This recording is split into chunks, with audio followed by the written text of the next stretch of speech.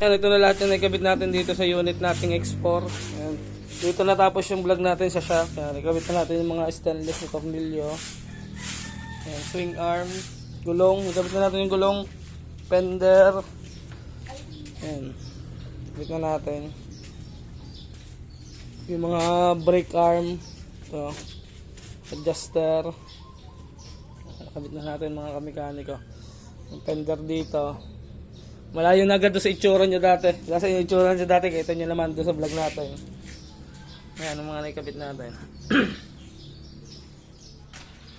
Natapos na natin lahat yung vlog natin doon sa X4. Natapos na natin lahat pinturahan. Natapos lahat ng vlog. Natapos na natin lahat pinturahan. At ngayon, 2 araw na nating napatuyo lahat, ay di bubuin naman natin mga kamekanika. Ayan, pakita ko sa inyo yung chassis at binaba ko na. Ito yung chassis na baba na natin, tatanggalin na lang natin sa kanyang lagayan. Ayan. Una natin kabit yung kanyang T-post. Ayan, kabit na natin yung T-post na. Tapos mga center stand, center stand lang pala. Ayan. Buuin na natin. Simula tayo mga kamekaniko. So yan, sisimulan natin dito mga kamekaniko. Ito yung unang-una natin ikakabit, yung kanyang lock sa liig. Ayan. Meron lang yaman 2 tornilyo ito. Picture nyo lang nalalagyan natin ng, lagyan nyo ng Loctite. Ito yung binili natin, isang set na to, kasama na lahat. At itong tank, susian, tsaka yung sa lock, para isang susi. Install lang natin dito. Yan. Kasi mahirap na mag-install pag meron ng butterfly. So yan, natapos na natin i-install yung kanyang lock sa liig o manubela. Sunod natin i-install yung kanyang bull race, yan, pang X4. Yamamoto yung brand natin para solid. Ito yung pinagkakatiwalaan kong brand mga kamekaniko. Kabit lang natin dito. Dito. Hindi mo kayo magkakamali dyan at mayroon yung maliit at malaki. Kabit lang natin. Yan, natapos na natin ikabit at nalagyan ko na rin ng grasa. Yung mga tackle o bearing. Ito, nakabit na rin natin. Sasalpak na lang yan mga kamekaniko. Ayun, nakabit na natin.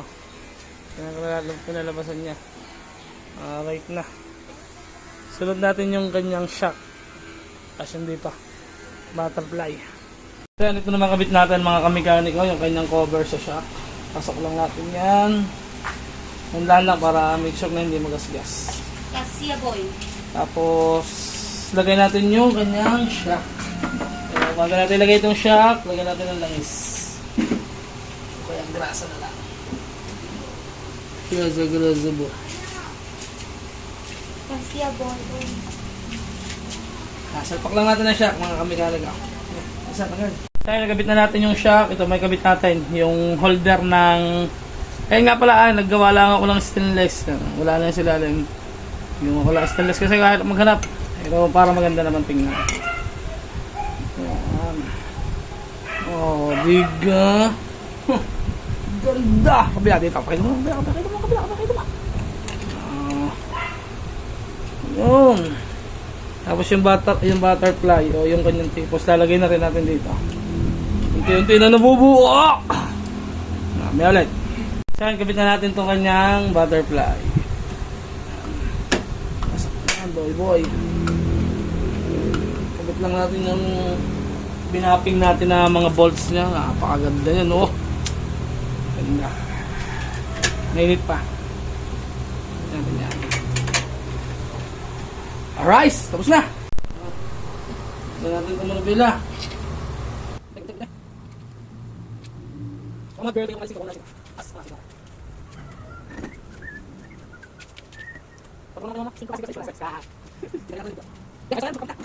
Nakabit naman natin itong kanyang tapalodo. Ito ay bago din tapos nirepaint ko para kagaya ng kulay.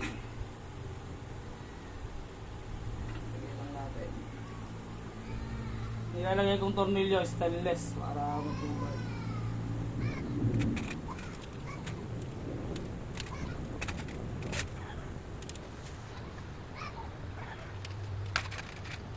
Mga kamekaniko, kabit naman natin yung gulong yan. Bago din yung brake shoe niyan mga kamekaniko. Made in Thailand.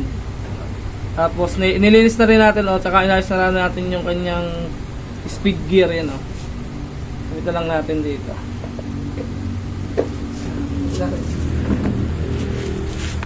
Yung ehe niyan, bago din mga kamekaniko. Mukhang bago talaga pag lumabas.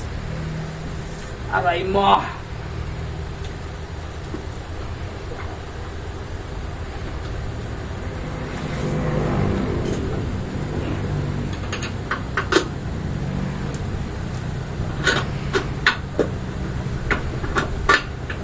Alright, okay na. Tingnan natin kung kanyang fender na plastic na may ginagam nila. Make sure nyo lang na hindi magagasgas yan. Ang mag-iipig dyan itong likod. Fender split. Kabit na rin natin. Make sure nyo lang na maipig. Tapos may tornilyo yan. 4.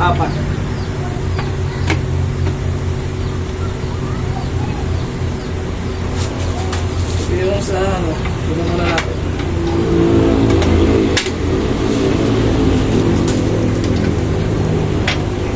Ayun na. Ilan pa yan dito? Ilan natin.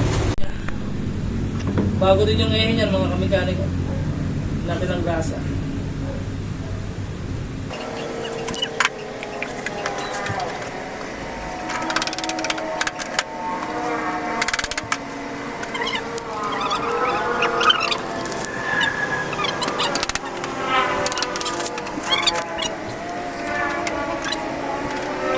Alright, lagyan na natin tornilyo para dito sa yan. Ano tayo? So yan mga kamekaniko, hindi ko na kayo na-update kagabi. At napainom tayo kagabi mga kamekaniko, hindi ko na na-update sa inyo. At para ipakikita ko sa inyo yung natapos natin kahapon mga kamekaniko. At total naman ngayong araw ay magbablog na rin tayo. Ito yung pakikita ko muna sa inyo yung natapos natin kahapon. Yan, ito na lahat yung nakabit natin dito sa unit nating X4. Yan. Dito natapos yung vlog natin sa shop. Yan, ikabit na natin yung mga stainless na tornilyo. Yan, swing arm, gulong. Ikabit na natin yung gulong, fender. Yan, ikabit na natin. Yung mga brake arm. Ito, adjuster. Ikabit na natin mga kamekaniko. Yung fender dito. Malayo na agad doon sa itsura nyo dati. Kasi yung itsura nyo dati, kita nyo naman doon sa vlog natin. Yan, ang mga naikabit natin. Yan, naikabit natin kahapon mga kamekaniko. Yan, nakita ko na sa inyo. Nice na. Ito, papalitan pa natin ito ng magandang klase. O magandang itsura. Kapangit eh. Ito, napaganda na natin to. Yan.